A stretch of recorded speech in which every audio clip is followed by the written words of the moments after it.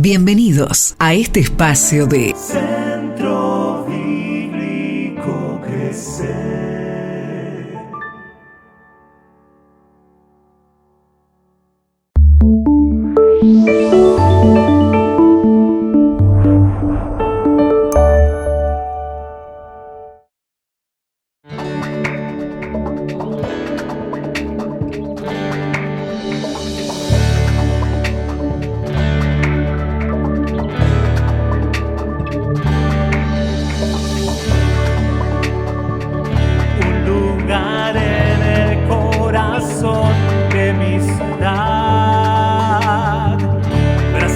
De gracia y un mover espiritual,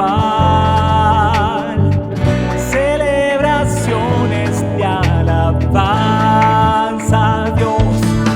Crecer es encontrar amigos de verdad, vivir la historia en comunidad. Crecer es perdonar y volver a intentar, dejar el miedo y avanzar.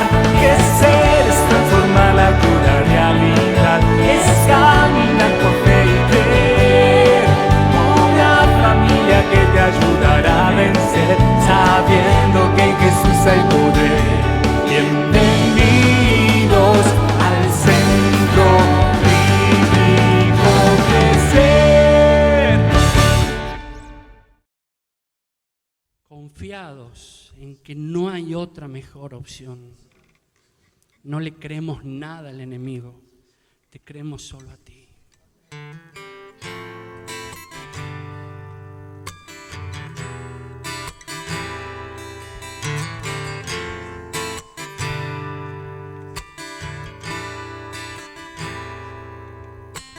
Quiero levantar a ti mis manos, maravilloso Jesús, milagroso Señor. Llena este lugar de tu presencia, descender tu poder a los que estamos aquí. Creo en ti, Jesús, y en lo que harás en mí. Creo en ti, Jesús, y en lo que harás en mí, en mí, en mí. Recibe toda la gloria, recibe toda la honra, precioso Hijo de Dios. Recibe toda la gloria, recibe toda la honra, precioso Hijo de Dios. Quiero levantar a ti mis manos, maravilloso Jesús. Levanta tus manos al cielo. Llena este lugar de tu presencia y haz descender tu poder a los que estamos aquí. Creo en ti, Jesús, y en lo que harás en mí. Decide al Padre esto. Creo en ti, Jesús, a pesar de todo, en lo que harás en mí, en mí. Le creemos al Señor, por eso le damos la gloria. Recibe toda la gloria, recibe toda la honra, precioso Hijo de Dios. Recibe toda la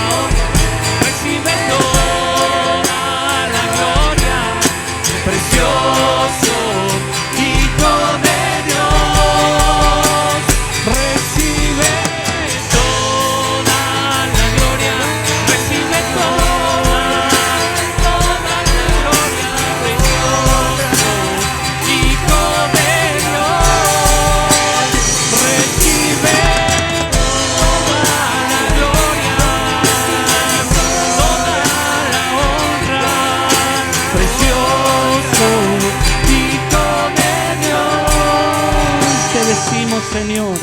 Creo en ti, Jesús, y en lo que harás en mí. Te queremos escuchar, Señor, ahora. Creo en ti, Jesús, y creer lo que escuchamos, Señor. Y en lo que harás en mí.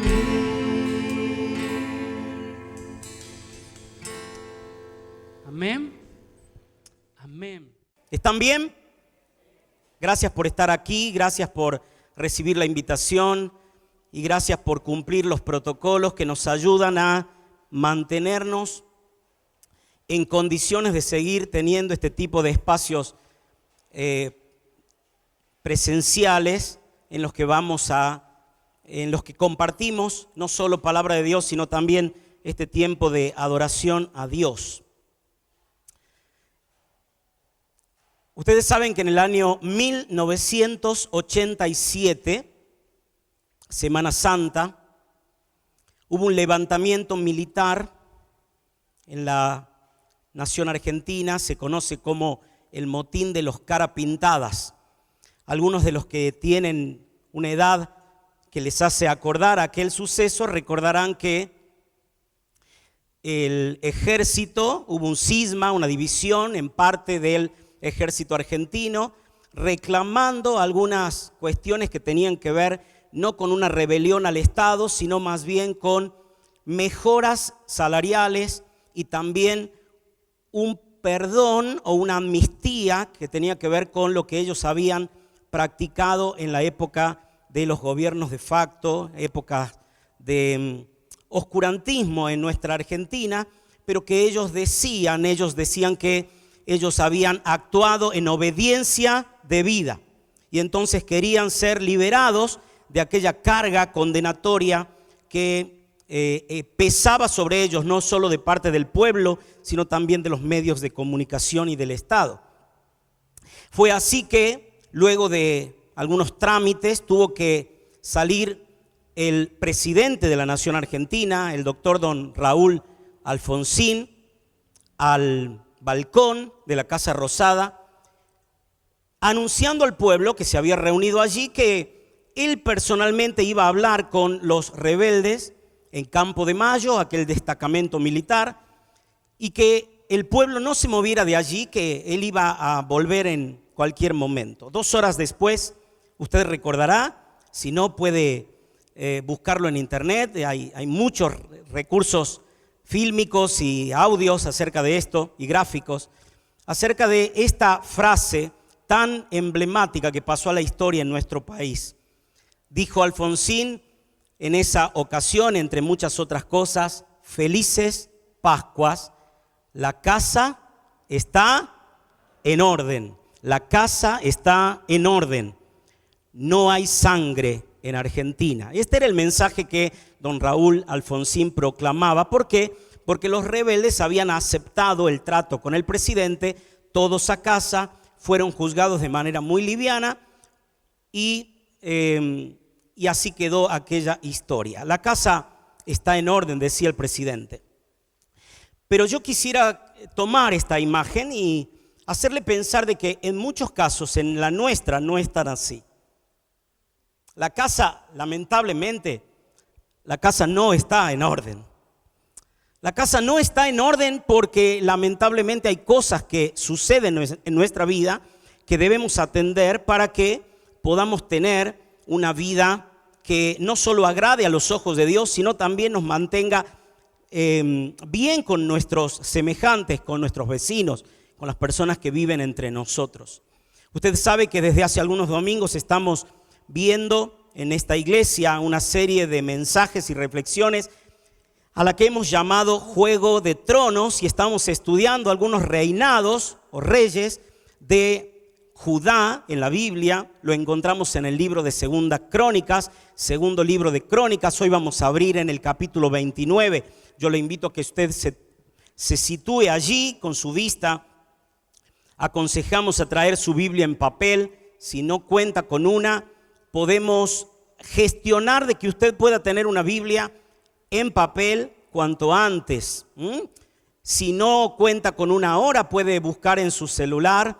Hay aplicaciones sin necesidad de usar datos de internet, donde usted puede tener la aplicación de la Biblia también en su celular. Y vamos a considerar el capítulo 29, 30 y 31 de Segunda Crónicas. Tengo que contarle que el rey que vamos a ver hoy es el rey Ezequías, que también se relata su historia no solo en Segunda Crónicas, sino también en Segundo Libro de Reyes y en el profeta Isaías, que fue contemporáneo a Ezequías.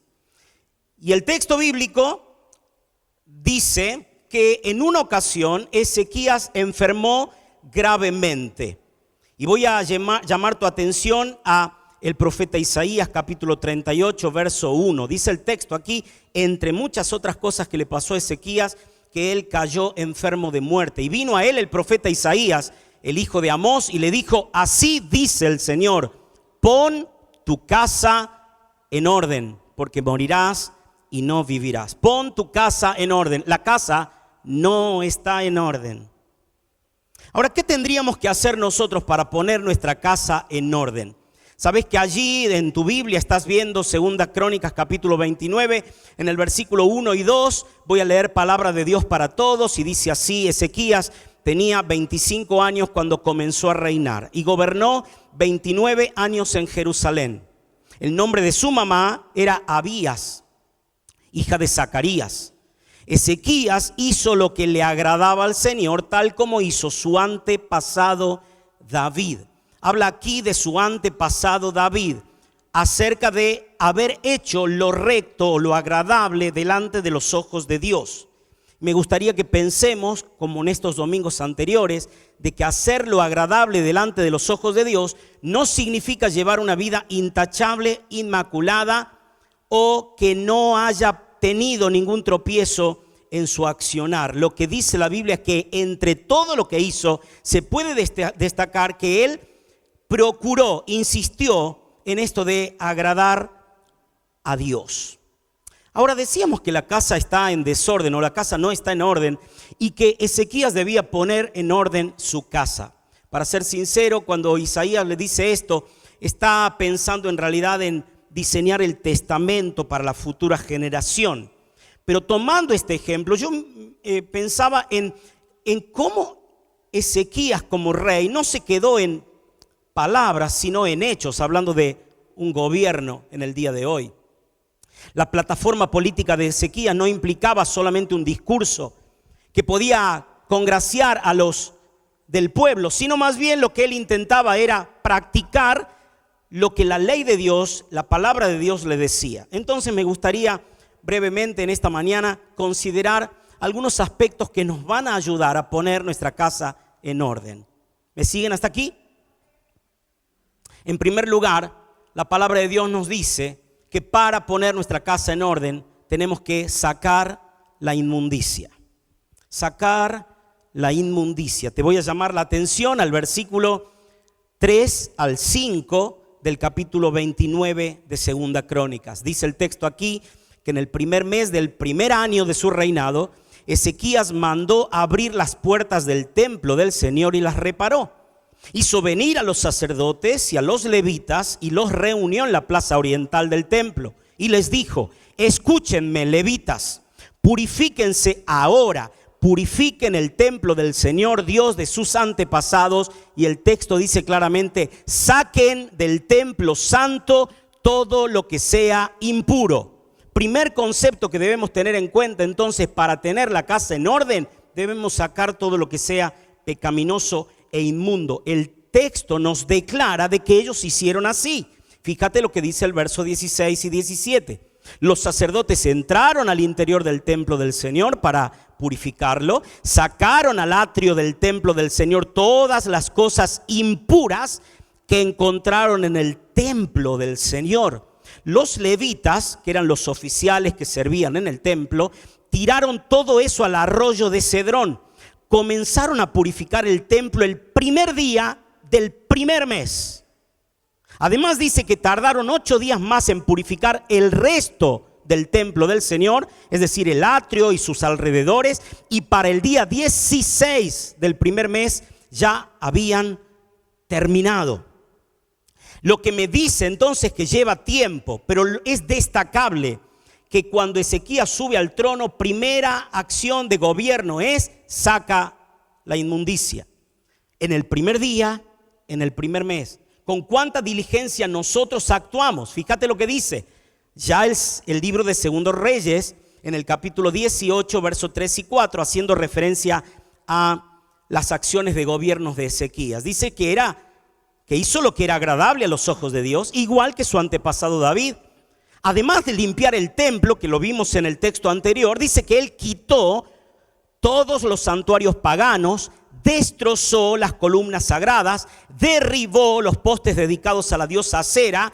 Y atención con esto, dice el texto que hizo pedazos la serpiente que había hecho Moisés, porque la gente de Israel seguía ofreciéndole sacrificios. La serpiente de bronce se llamaba Neutztán.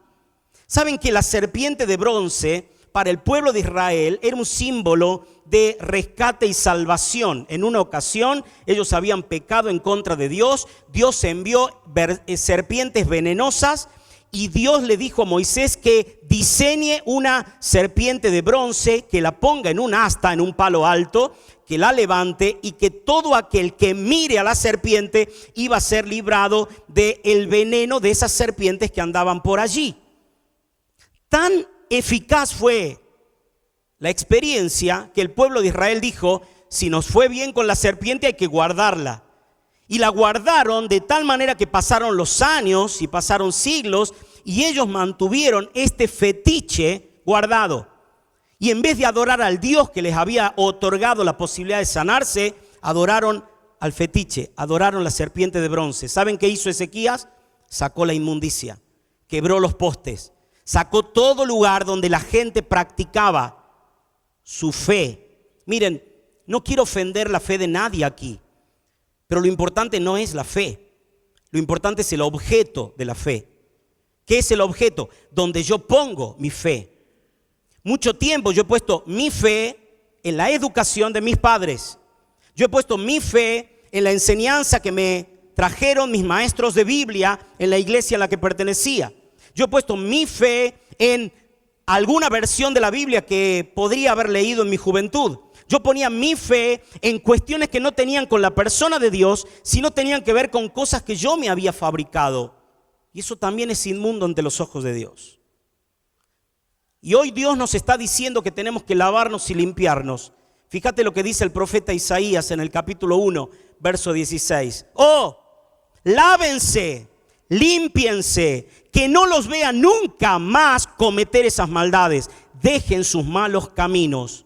Y aunque esto fue escrito hace 2600 años, Dios a cada uno de nosotros nos está diciendo lo mismo esta mañana. Nos está diciendo: es hora de sacar del santuario lo inmundo, sacar de nuestra vida todo aquello que ofende a Dios. Te pregunto, ¿qué hay en tu cabeza? Saben que cuando enseñaba en el colegio cristiano de la ciudad, había papás que se acercaban al profesor de Biblia en aquel entonces y decía: mire, yo le quiero aclarar algo, no quiero que le lave el cerebro a mi hijo. Y yo de manera muy cordial y muy simpática le decía: no puedo prometerle eso, porque lo que queremos es lavarle el cerebro, pero no de la religión, sino de la mugre que ha consumido su hijo y yo y toda la sociedad a lo largo de los años. Pregunto, mi querido, ¿qué tenés en la cabeza? ¿Qué estás consumiendo? ¿Qué recuerdos tenés de tu niñez, adolescencia y juventud? ¿Qué estás incorporando día a día al ver las redes sociales, al dialogar con la gente? Pregunto, ¿qué tenés en el corazón? ¿Hay resentimiento? ¿Hay rencor? ¿Hay un perdón que debías haber otorgado hace años y todavía no lo hiciste? Dios nos está diciendo hoy que tenemos que decir: bueno, no es momento de seguir guardando esto. Pregunto, ¿cómo está tu cuerpo? ¿Hay inmundicia? ¿Está dándole tóxicos a tu cuerpo sin mantenerlo sano para que Dios se agrade de él? Si tuviésemos que hacer una revisión de tu historial de internet en tu computadora o en tu celular, ¿qué hay? ¿No habrá inmundicia allí? Pregunto, si tuviésemos que revisar los chats, las conversaciones que tuviste en este último tiempo con tus amigos de fútbol, de asado, las chicas del gimnasio, ¿qué tipo de imágenes y videos encontraríamos allí? ¿Habrá que hacer una limpieza total del santuario?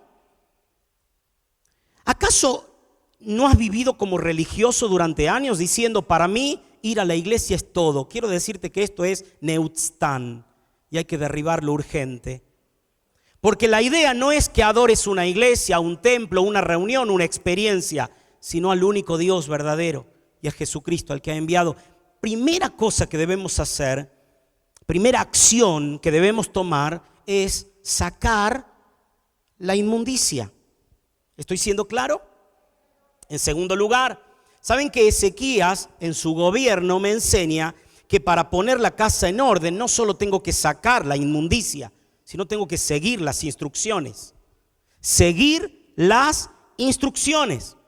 Mire, siempre pongo el mismo ejemplo. Cuando usted ha comprado un aparatito como estos, si lo ha comprado, ha tenido la bendición de comprarlo nuevo, 0 kilómetro, habrá notado que en la cajita donde viene, no solo viene su aparato de conexión con el mundo, que es el celular, sino también viene el cargador, vienen los auriculares, en el mejor de los casos, y también viene un manual. No quiero hacerle levantar la mano porque estoy seguro que más del 99% de los presentes no han leído nunca el manual de instrucciones, entre los cuales me incluyo. ¿Por qué? Porque creemos saber cómo se maneja tal o cual cosa. Pero para poner la casa en orden necesitamos seguir las instrucciones. A ver, Ezequías, ¿cómo lo hicieron ustedes? Y vamos a Segunda Crónicas, en el capítulo 29, en el versículo 15, Nueva Traducción Viviente, dice así: estos hombres reunieron a sus hermanos levitas y todos se purificaron. Luego empezaron a purificar el templo del Señor, tal como el rey lo había ordenado. Y escuche esto, se aseguraron de seguir todas las instrucciones del Señor al hacer su trabajo. Se aseguraron de seguir todas las instrucciones. Ahora, yo no puedo pedirle al pueblo que siga las instrucciones y sea obediente si yo no estoy dispuesto a seguir las instrucciones y ser obediente. Aquí habemos muchos que somos papás o adultos responsables de algunos niños y adolescentes. Y no podemos pedirle a ese sector de la sociedad que sea obediente a sus autoridades si nosotros no somos obedientes a los nuestros. ¿Sabe? Con esto quiero mencionarle lo que le pasó al mismo Ezequías. Dice la Biblia que en todo lo que hizo, Segunda Crónicas 29-21, en todo lo que hizo para el servicio del templo de Dios y en sus esfuerzos por seguir las leyes y los mandatos de Dios, Ezequías buscó a su Dios de todo corazón y como resultado tuvo mucho éxito. ¿Sabe? Hay bendición cuando uno practica la obediencia. Y obediencia significa que todo lo que vos sabés que hay que hacer, lo haces. Nosotros los seres humanos tendemos a buscarle la vuelta para pensar como piensa el mundo. ¿Cómo piensa el mundo? Echa la ley, echa la trampa. O sea, hay una ley, pero vos sabés que podríamos dibujarla de alguna manera. Cuando Dios nos está diciendo que Ezequías, en todo lo que hizo para esforzarse y seguir las instrucciones de Dios, lo hizo buscando a Dios, buscando el reflejo de Dios, buscando la bendición de Dios. Y como recompensa, dice la Biblia aquí que tuvo mucho éxito.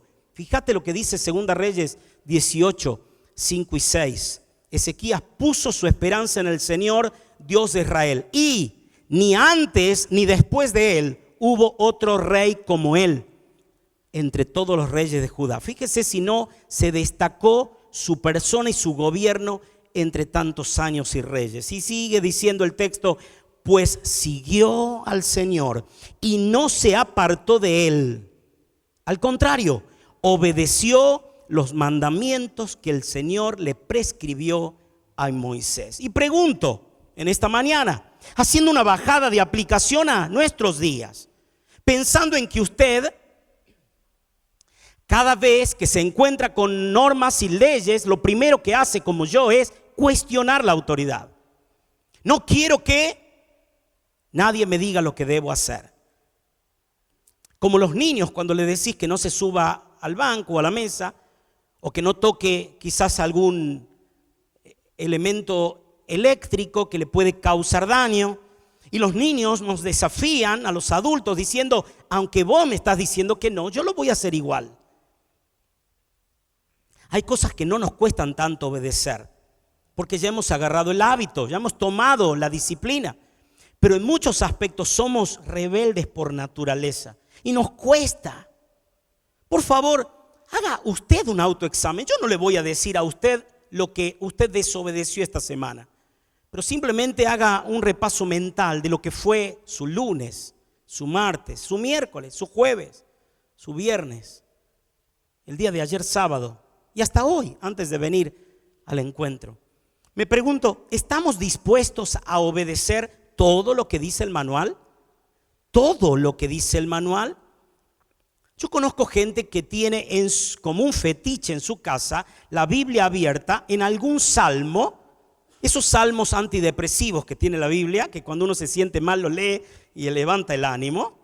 El Salmo 23, el Salmo 91, el Salmo 27 y podría seguir. Pero sabe, tener la Biblia abierta en su casa es como una serpiente de bronce que ya no tiene efecto más que alejarnos del Dios de la Biblia. Es un fetiche, es un amuleto. Más bien yo lo que tengo que hacer es leer la Biblia cada día, sistemáticamente, esforzadamente, aunque no esté entendiendo todo el concepto, y de repente encontrar que Dios me está limpiando mi vida y me está ayudando a afianzar mi fe en Él. Porque lo que Dios dice es verdad. Entonces me pregunto en esta mañana, ¿conozco todos los mandamientos de Dios?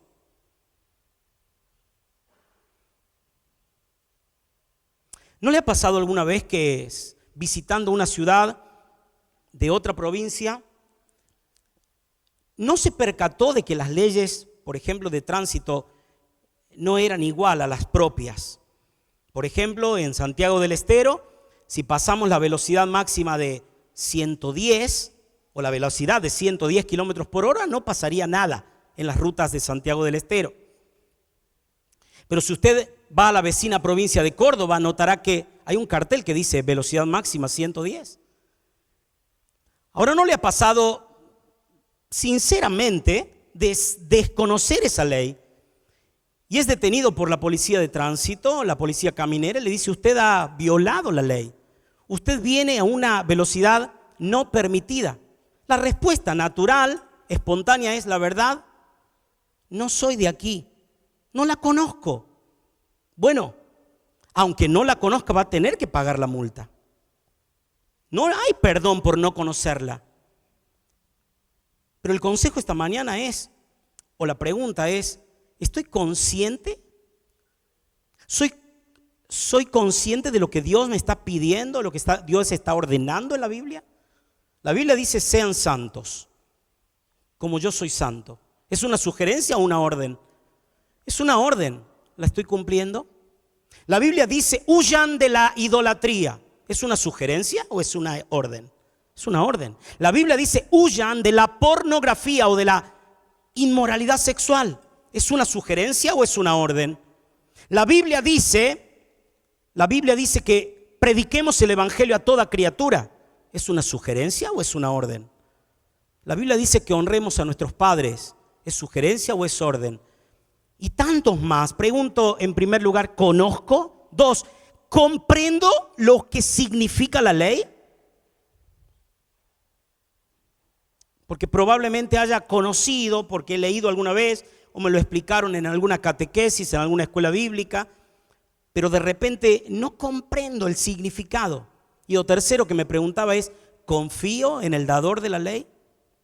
Porque sabe, Dios no es aburrido, no es cascarrabia, no es un Dios amargado que inventó leyes para jugarnos una mala pasada y hacernos la vida difícil. Lo que Dios hace es ponernos leyes de protección para que nos vaya bien. ¿Conoces las leyes? ¿Comprendés los mandamientos? ¿Confías en el Dios que la da? ¿Sabes? Tenemos que poner la casa en orden. Primero, sacando la inmundicia. Segundo, siguiendo las leyes, como dice la Biblia. Fíjate cómo dice Deuteronomio 5:32. Moisés le dijo al pueblo: asegúrense de obedecer todos los mandatos del Señor su Dios y de seguir sus instrucciones como al pie de la letra, para que nos vaya bien. ¿Estamos cumpliendo con la ley? Número 3, ¿sabe qué? Aprendo del reinado de Ezequías que no solo hay que sacar la inmundicia, seguir las instrucciones, sino santificar los instrumentos. Santificar significa consagrar, es lo mismo. Ahora, si te la compliqué, consagrar significa darle un uso exclusivo a Dios de mi vida y de todo lo que poseo. Darle a Dios un uso exclusivo de lo que soy y de todo lo que poseo. Por lo tanto, es lo que pasó en el reinado de Ezequías. Dice el texto bíblico, capítulo 29, verso 18 y 19 del libro de Segunda Crónicas.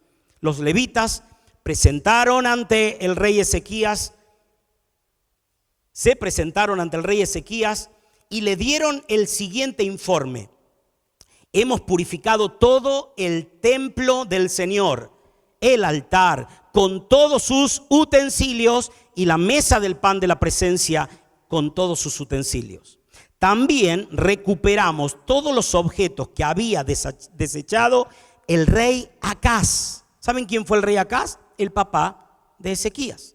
Había desechado los instrumentos y utensilios que eran dedicados al rey, a Dios.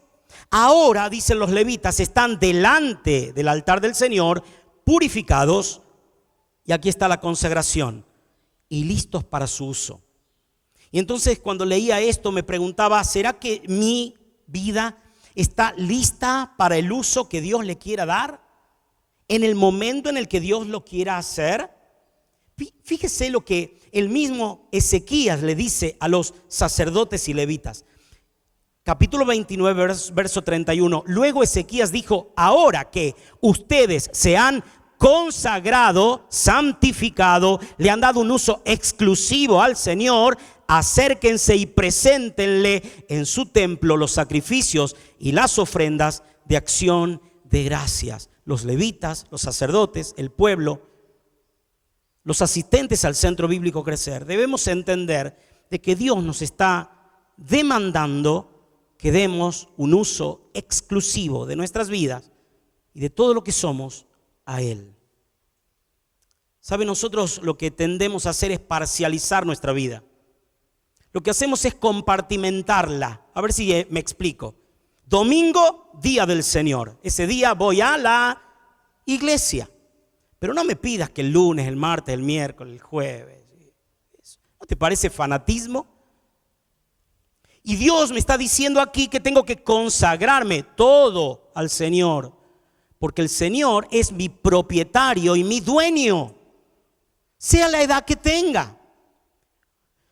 Cuando Dios me da la bendición de tener un ropero con unas pocas prendas o un placard con muchas, si tengo la posibilidad de tener un celular que solamente hace llamadas o algunos que ni siquiera las hacen, o tengo uno con ciertos beneficios, si tengo la posibilidad de andar en un monopatín, en una bicicleta o en un auto de último modelo, si tengo la posibilidad de administrar un hijo o 10 hijos, si tengo la posibilidad de tener un pequeño emprendimiento comercial o un emporio comercial, sepa que todo le pertenece a Dios. Y todo significa todo. Y todo el tiempo.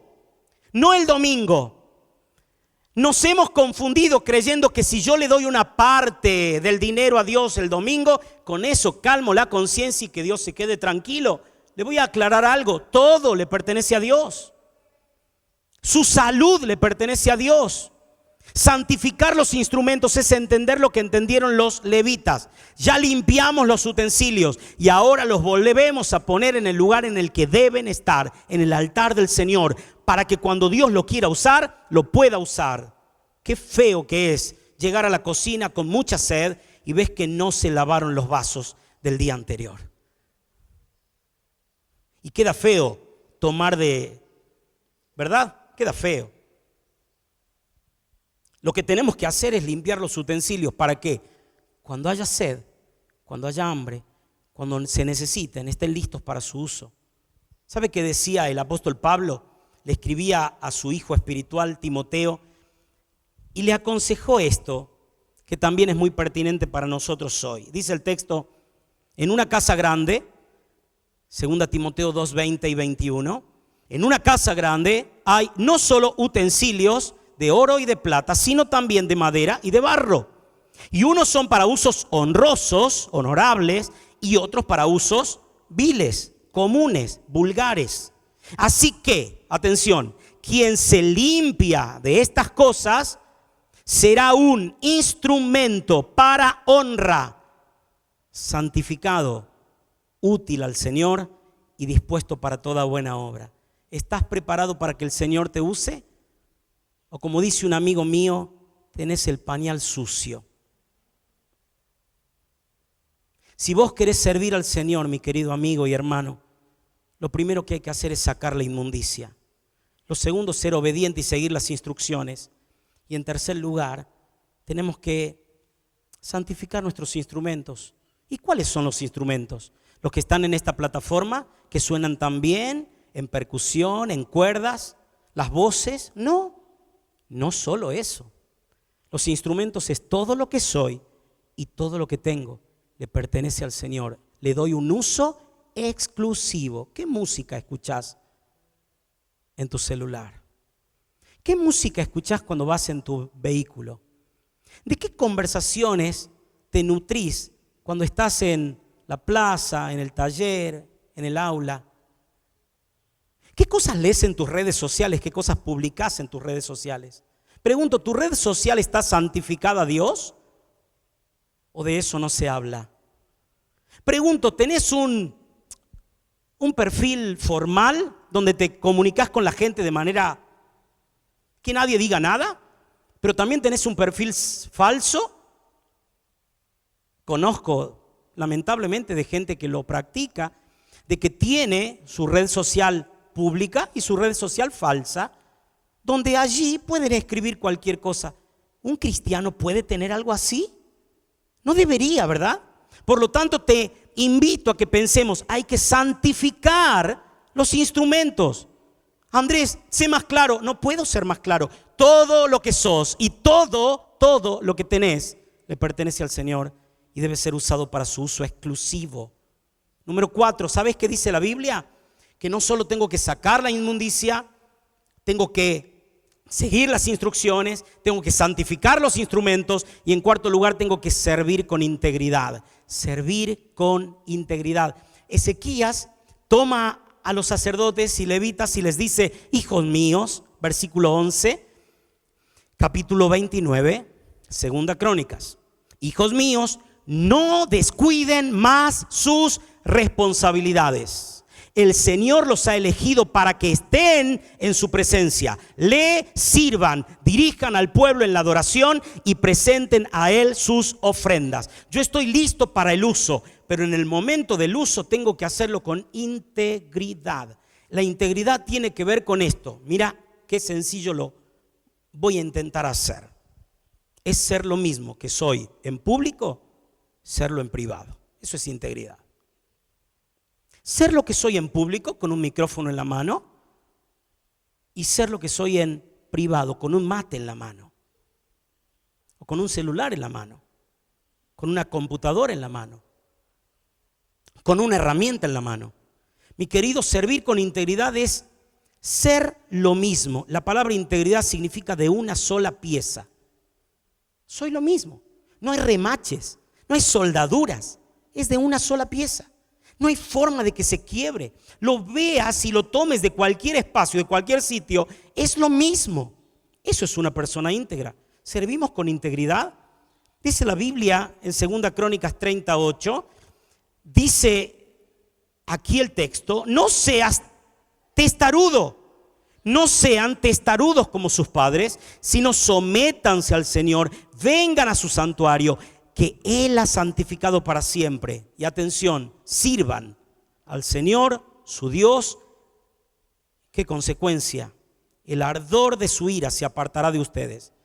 ¿Acaso no te has imaginado alguna vez que Dios está con el ceño fruncido? Y muchas veces en iglesias como estas decimos, pero Dios no está así. Bueno, yo quiero decirte que sí. Muchas veces Dios está con el ceño fruncido. Está con los brazos abiertos después para esperarnos, abrazarnos, hacernos supa. Todo bien.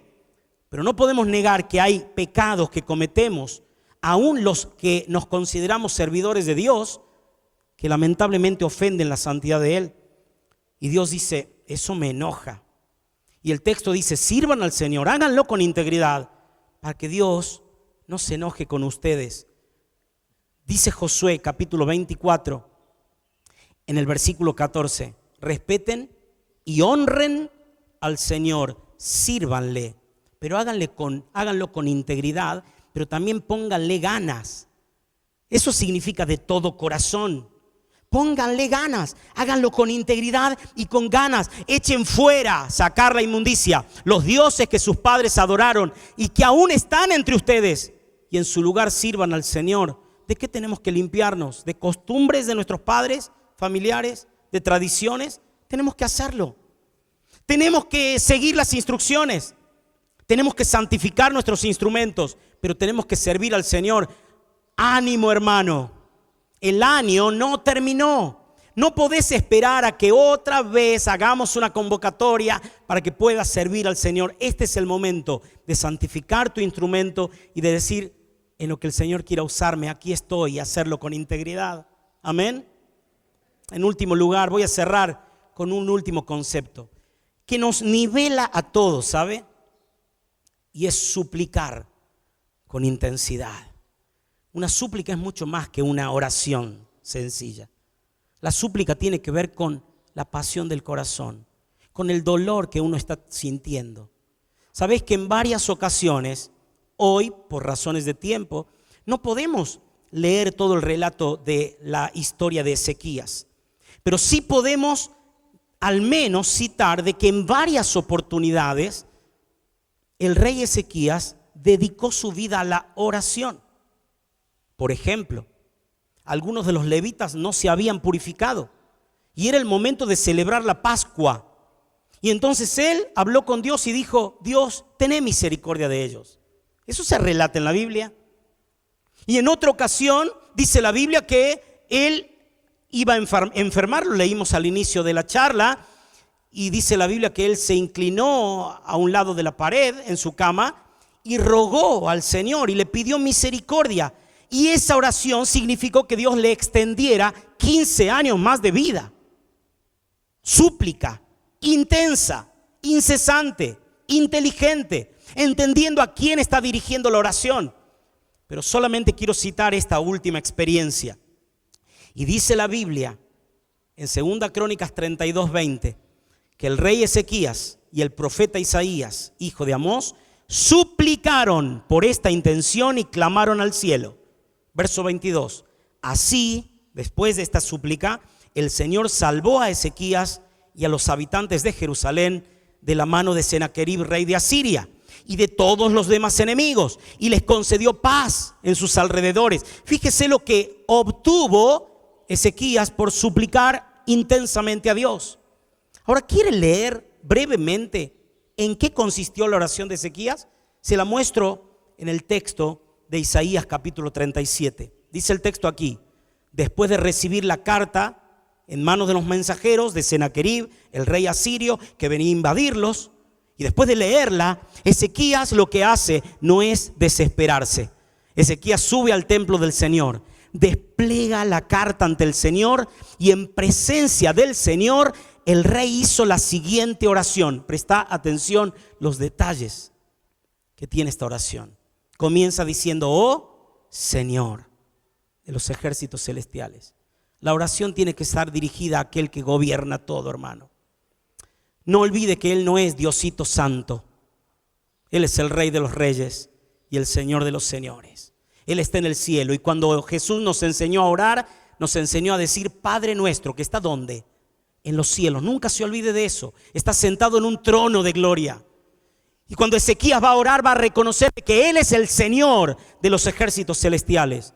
Dios de Israel, tú estás entronizado entre los poderosos querubines. Solo tú eres el Dios de todos los reinos de la tierra. Solo tú creaste los cielos y la tierra. Inclínate, oh Señor, y escucha. Dice el verso 17: abre tus ojos, oh Señor, mira, escucha las palabras desafiantes de Sennacherib contra el Dios viviente.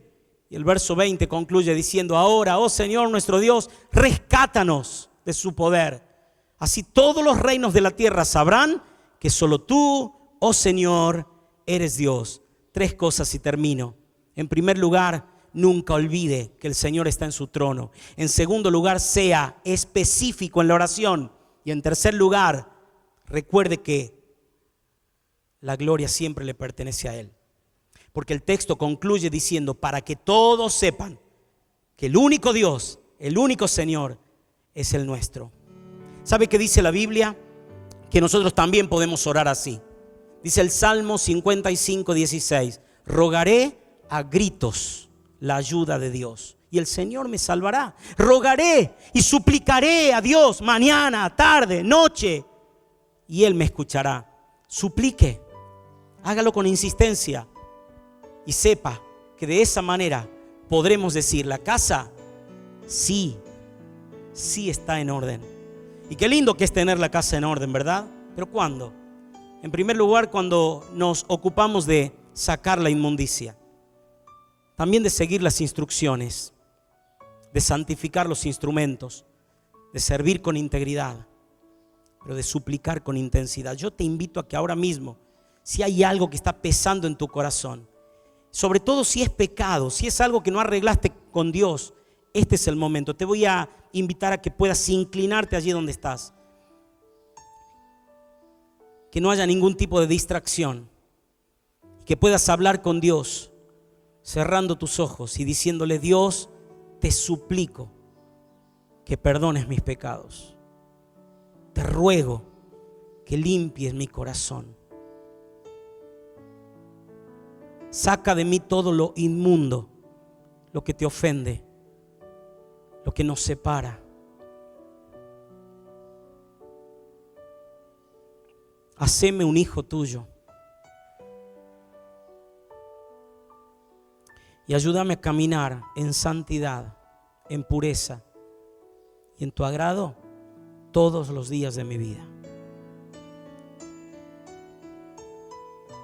Padre amado, gracias te damos por este momento y gracias por tu palabra y la vida de Ezequías.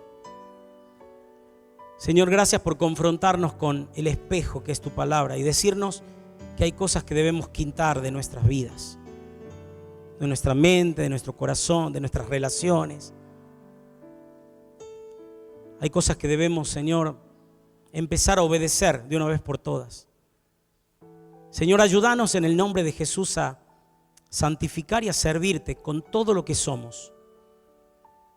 Y a que cada vez que nos levantemos podamos hacer una súplica al cielo para que tu nombre sea glorificado, conocido, y para que toda nuestra casa esté ordenada para la gloria, honra y reconocimiento de aquel que es el único que merece adoración, nuestro Señor Jesucristo, en quien oramos. Amén y amén. Este espacio fue presentado por Centro